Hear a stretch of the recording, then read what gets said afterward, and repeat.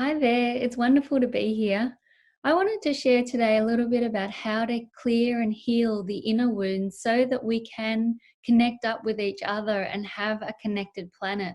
I really believe that it's important that we get clear within ourselves in order to relate to anybody else.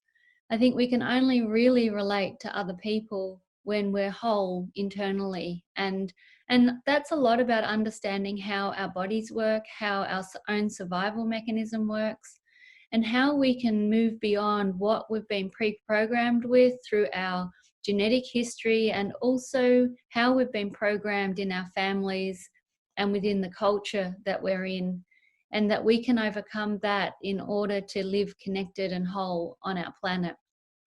It's easy to understand that it's very difficult to connect up with others when there's an internal battle going on. And everyone hears those little voices internally or gets grumpy inside and feels that nobody else will notice that because it's just an internal state. But to be honest, we're emanating that internal state out all over the place. So energetically, it's felt by everything and everyone around us.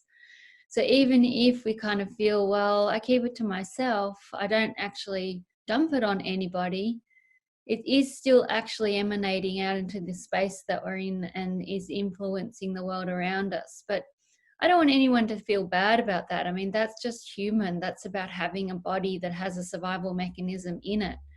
And so it's important really to consider, what is that all about, and how in fact are we programmed? Because I truly believe the first element of this is self-acceptance and self-understanding, and to build a beautiful relationship up with yourself. And if you can do that, then it becomes very easy to be generous with other people and to be generous in every moment of your life, because internal happiness wants to share itself with others. And when you're internally happy, then you'll want to reach out and you'll notice the pain of somebody else and you'll want to make a difference in it. I mean, that's so true for everything. When you feel blessed, you really just want to share it and you want others to have it. And so understanding ourselves and going on that deep journey inside ourselves, it's a very private journey in some ways, and yet it's a collective journey. So I wanted to share a bit about my understanding through all the work that I've done over the last 20 years with my clients in private practice as a psychologist. And people are often really confused and they feel this is just about them, that they feel depressed or anxious, that they have insecure thoughts. And it's good to understand first how that occurs. And in understanding that, you need to look at how the brain wires. So if you think about it, when a child is from zero, even in gestation, we're being programmed by our mother.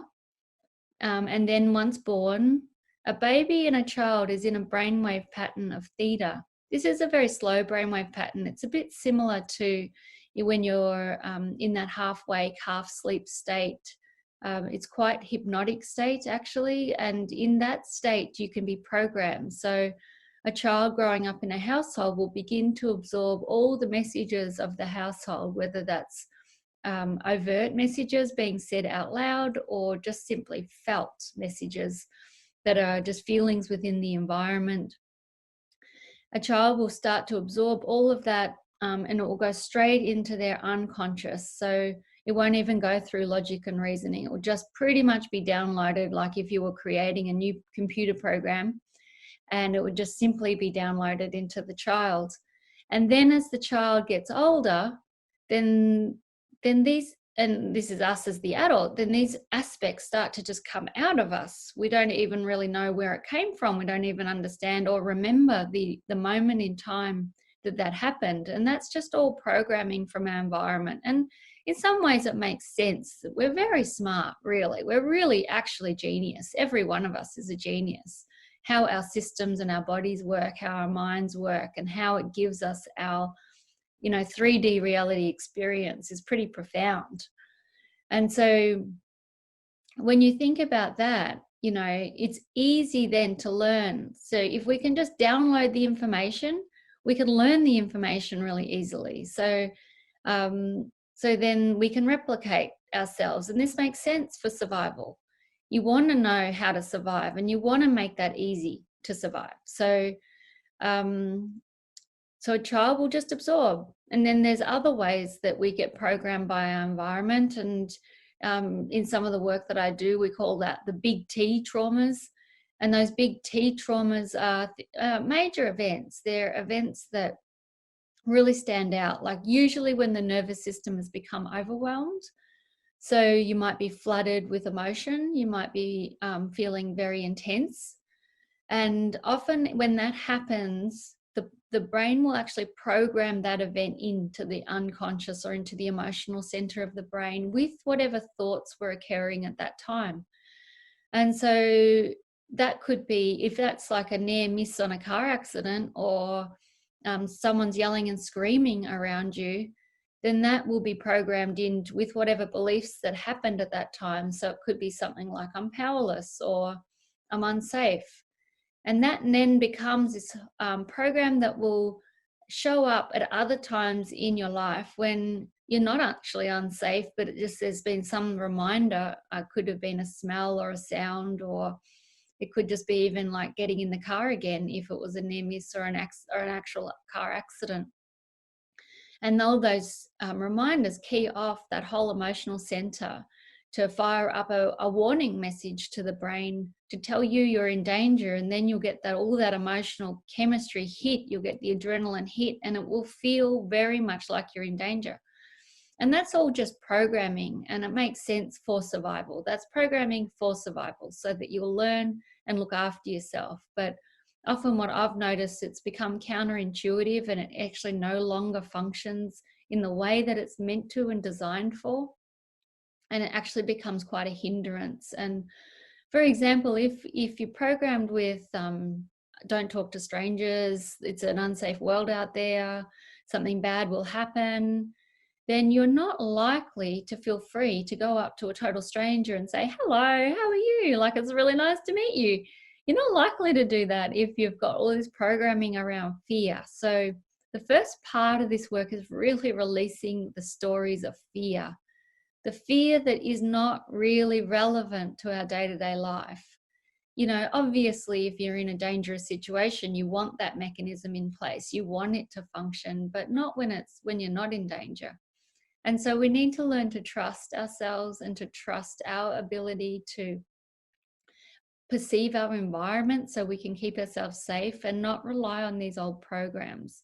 We need to undo and re-script these programs and reprogram them, literally, like if you are upgrading a computer, you can upgrade your conscious and unconscious mind in a not dissimilar way. And there are actually also like smaller T traumas, and those are things like more just pervasive things that might have occurred in your history. So maybe there was just a bad vibe at home all the time, or maybe you felt one of your siblings was treated a bit better than you, and you got the idea from that you didn't matter. And so they're just sort of low level, not necessarily overwhelming, but a bit chronic. And they can also become then these programs that will live out as adults, and in fact will keep choosing partners and people to keep validating those old programs. So they actually keep getting reinforced over in our lifetimes. And the more we think about it, the more we'll reinforce it. The more we act it out and feel the emotions, the more we reinforce it. So really the key of any change and any programming is experiencing those emotions with the thoughts. And if you experience the emotions strongly enough, they're going to program in the brain, in the unconscious, and they're going to become the base plate of you. So really, it's also the same key to change. Experience new feelings strongly enough, and you can change the old patterns. Vision the new you strongly enough, and it will start to program your whole brain and body to that new you. You have to do it regularly. It's not dissimilar from exercise. You can't just exercise one day and think it's going to change everything, or exercise for 10 minutes and, well, you're done, you're fit. You know, it doesn't work that way. Obviously, you have to keep training and potentially do it several times a day, long times a day, where you're actually producing new emotions and new thoughts and keeping on practicing those until you experience the new you. And it's in doing that we experience other people differently, because we're continuously projecting out onto this world. We're continuously validating our own perspective. It's how we work. Don't feel bad about it. It's just normal. But we're validating how we already think, and we're looking around in our world and we're just seeing it out there. We project it out there and it gets reflected back to us, and it looks absolutely true. If we believe we're in a dangerous world, we feel we are, and we'll validate it. We'll see all the negatives. There was quite a good experiment done where they took people who were depressed and people who were happy, and they showed them an equal amount of wedding photos and funerals. And the people who were depressed saw more funerals in that pile, and the people that were happy saw more wedding photos. And so if you think about it, and you'll notice in your own life, these things are a self-fulfilling prophecy, or we're biased towards. So when you're having a bad day, you notice more bad things, and you find then that you get grumpier, and then people treat you worse, and then it's just a spiral down. And so it's important, just understanding these things helps release and relieve them, because we're all in this boat together. It's one planet, one people, all learning what it is to be human, and that we can create beauty on this planet. I mean, this planet is already amazing. She is so beautiful. And it just is up to us to see that beauty and to experience that beauty and bring out the beauty within each other. There's so much resource on this planet. There's no scarcity. The scarcity is only in our own imagined life, our own reality. So we can lift each other up. A smile makes a difference. Just a smile. Someone down the street, you walk down the street and you just see a new person and you smile at them. And you don't know how much difference that makes in their life, but I know it makes them feel seen and heard. And I know it makes them feel real and that they matter and exist. And I think that's the greatest gift we could give each other, is the gift of attention and the gift of making each other feel important. And it could just be to listen one day, or it could just be a smile one day. It doesn't have to be huge. These things don't have to be huge. And when you start that relationship, working on that relationship, firstly with yourself, then those shifts don't have to be huge. They could just be a little bit of understanding and acceptance that, maybe it's been a tough week, but that's okay. Like, it's okay. We're changing and we're growing. And just to keep true to the vision and connect with your heart. It's within the heart that is the true wisdom, and it will never lead you astray. It's just about a matter of getting in touch with it.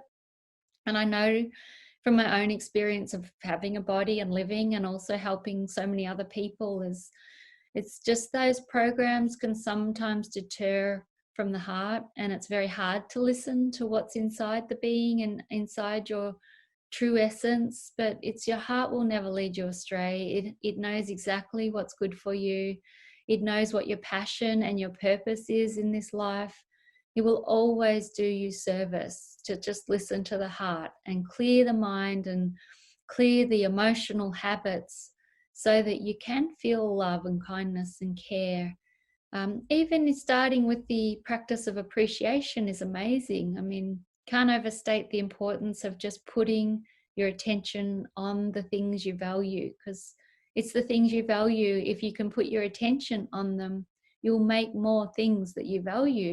Your brain is naturally wired to go towards things that are familiar. So if you make appreciation familiar, then you'll see more beautiful things, and you'll notice more beautiful people, and you'll have more wonderful experiences. And this will truly be a planet that's connected, because there's always so much to talk about in these things, and I feel like I could go on and on with this, but I think the main messages I wanted to share was that we can live one on this planet, and we can heal any conflict and pain within.